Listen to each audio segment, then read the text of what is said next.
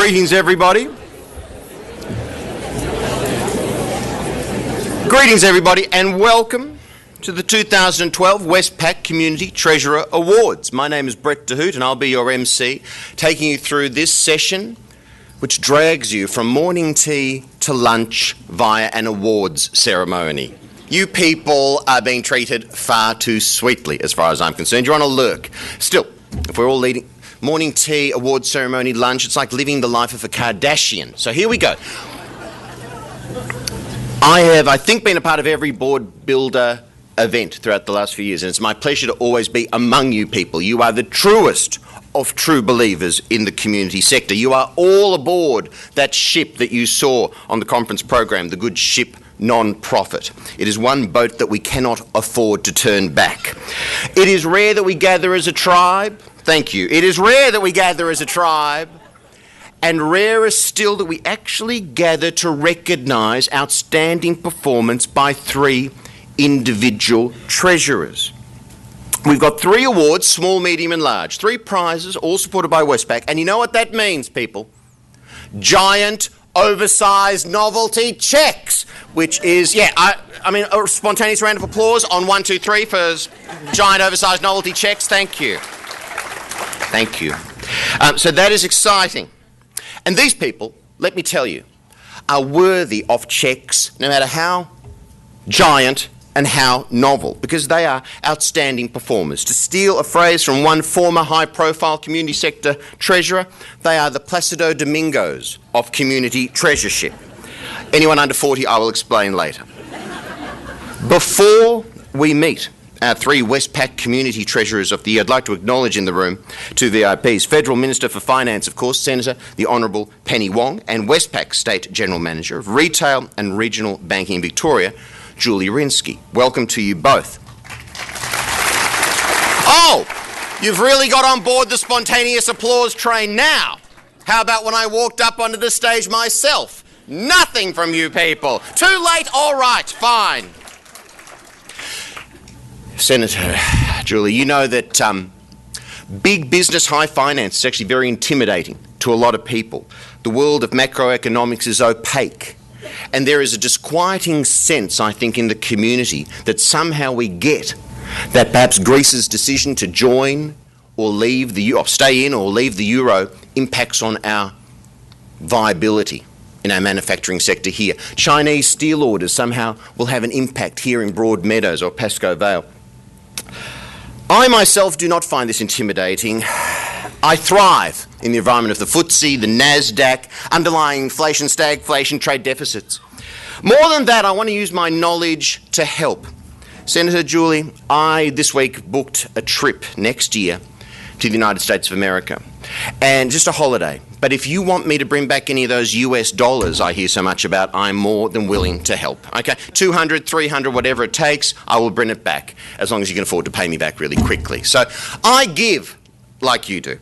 Now, Helen Cole is always banging on about US dollars. Now, Westpac, like me, likes to help the community sector. You know that already. I hope you used your opportunity in morning tea and lunch and afternoon tea to access those guides for community treasurers and the guide for board members. Perhaps you've already visited the Davidson Institute, which is an online and face-to-face initiative backed by Westpac, promoting financial literacy and governance for the non-profit sector, among others. And you don't even have to leave the comfort of your own homes to access that education. So please do. And in a way, a large corporate such as Westpac's involvement and increasing and long involvement with the community sector might be one vote of confidence in the sector. To start our session today, I wish to introduce the happiest woman in the room. I'm talking about Senator the Honourable Penny Wong. She's not just happy because she gets to present the 2012 Westpac Community Treasurer Awards. She's the happiest woman in the room because Parliament is over for 2012. And I don't think you're due back till late February or March next year.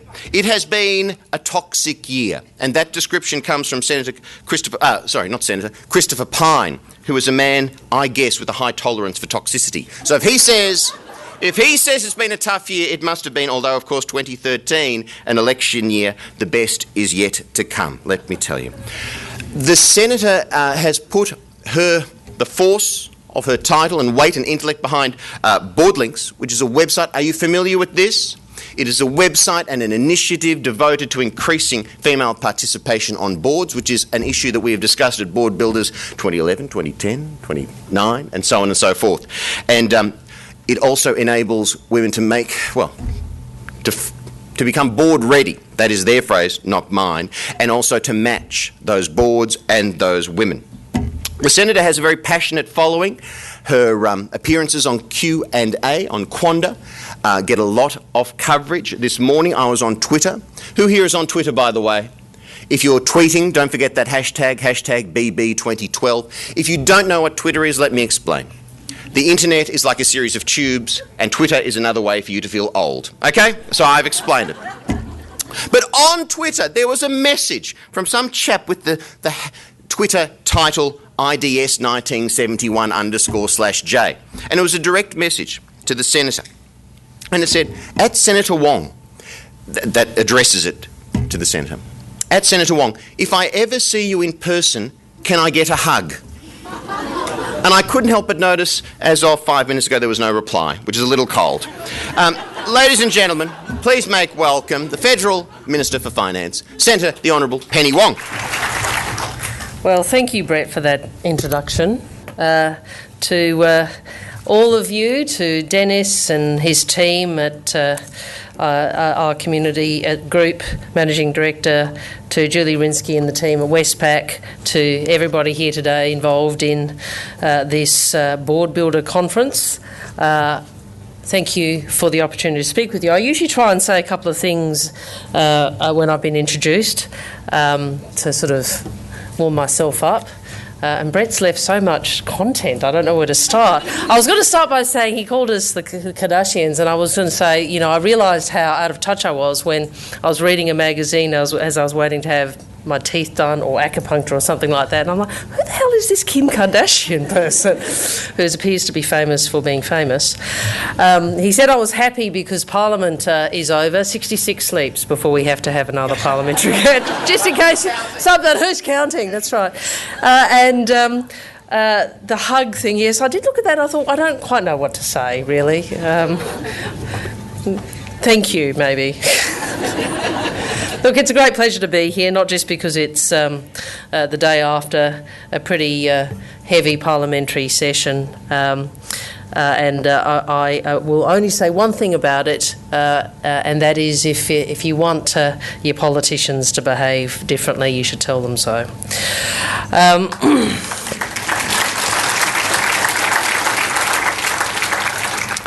Look, it is the other reason why I'm so pleased to be here, apart from wanting to support the really good work that Carol Schwartz and Dennis and others do, is because of the importance of the sector you represent and the communities you represent and the work that you do. This is you make an enormous contribution to Australian society, to the Australian community, and it is a contribution that should be talked about as often as we can. It should be recognised, it should be respected, and it should be supported. And I think that is one of the things which is so important about this conference and the work that you do, is that it does seek to support all of you in the work, the very important you do back in your communities. Can I also applaud Westpac for their support of this these awards, because having a partnership with the private sector to support these types of initiatives is so important. Often wouldn't happen without that sort of partnership. So congratulations to Westpac for supporting this. Well, as I said, the community sector is a vital part of Australian society. You provide the services, the support to some of Australia's most needy and some of Australia's most vulnerable. Indeed, I think the strength of the community sector probably is a good indicator of the health of our community as a whole.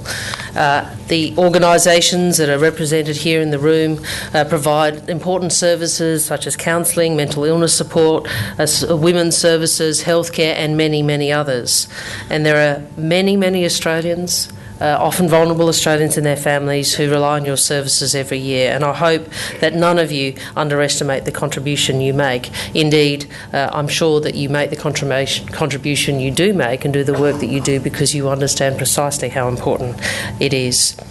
But underpinning these services and supporting those that provide the services are, of course, the treasurers. Now, I have a special affinity for treasurers of organisations because I know how easy it is to spend money and how worthy everything is, but I also know how hard it is to find the money and how hard it is to prioritise between meritorious claims. A politician who was in Parliament long before I, once said, when you're budgeting, it's almost never a choice between something that is not worthy and something that is worthy. It's almost always a choice between competing worthy claims. And, treasurers are right at the heart of that, managing budgets, staffing, balancing risk and innovation, managing the balance between centralised control and delegated decision-making. These are important judgments and critical to the effective functioning of the organisations you represent and you participate in, but they are critical to the capacity of the organisations to deliver positive community outcomes. So that's why these awards are so important. The awards now in their 5th year, I think, and they are designed to unearth Australia's 3 greatest community treasurers, and in doing so, I hope, to showcase the excellent and often unsung work being undertaken by voluntary treasurers. The 3 winners do provide a great example of the transformative effect that a dedicated and skilled treasurer can have on the effectiveness of a not-for-profit organisation. So you probably know these statistics more than I, but there are some estimated 600,000 community groups in Australia, and there are an estimated 250,000 mostly voluntary community treasurers. I've been trying to work out if that means all of you do 2 or 3, or whether there are just some organisations which unfortunately don't have anybody checking how the money is being managed. It's positive to see that this year's awards attracted a total of just under 508 entries, 487, and of course, not unusually for this sector, more were women than men. Some 261, some 54% were women, and the remainder 46% were men. I'll just have if I can just through an aside here, respond on the board links contribution that Brett made. But thank you for your kind words for that. I do have a very strong view that our society is best served when our organisations and our institutions most truthfully reflect the diversity of the community in which we live. And your sector is doing pretty well on that front. Unfortunately, some of our government boards have been doing less well, although we're improving substantially now, and the private sector and the big organisations are doing even less well, although I note, of course, the CEO of Westpac, Al Kelly, is one of Australia's most prominent and successful business people. So the reason we put in place board links is to try and get more women on government boards, and hopefully then to give them more experience to do work either in your sector or in the for-profit sector, in the corporate sector, because where you've got, I think, of the top 200 companies, we've got about 15% of women on boards. There's clearly, I think, a bit more we can do on that front. So returning now to the awards, all treasurers, whether from big or medium or small organisations, do carry a large burden, as it's their work that ensures the organisation whose books they're overseeing have the resources they need to do the important work they're set up to do. Again, as I said, as the Minister for Finance, I commiserate with them on how hard that job can be sometimes, particularly if you have to say no. And I also congratulate them for the work that they do.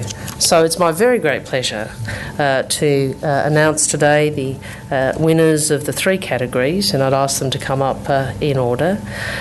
First, the winner, and you'll get more information, I think, after I leave about the detail of the work that they do in the organisations they're in, and I hope also the opportunity to ask some of these champions some questions. First, the winner of the large organisations category is Cameron Smith from Mental Illness Fellowship Queensland. Congratulations, Cameron.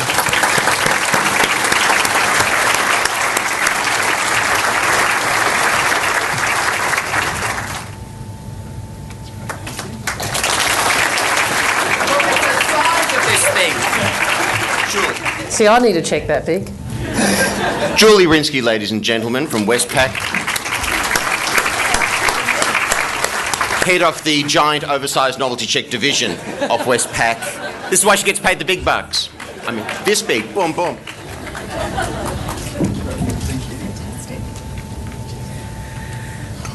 So I think if you just wait there with your small cheque. The winner of the medium organisations category is Wahida Bulladin from the Islamic Women's Welfare Association. Congratulations, Wahida.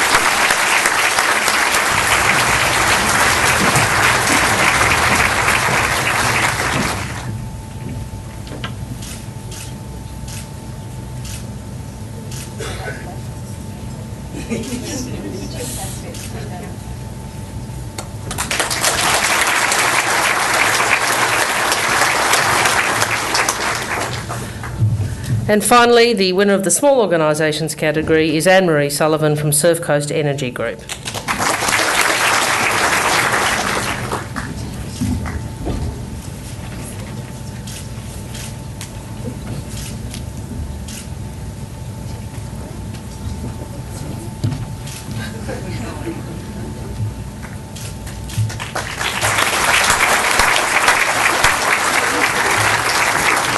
So that concludes my role in this. Thank you very much for the opportunity to spend a little bit of time with you, and all the best for the rest of the ship sailing today.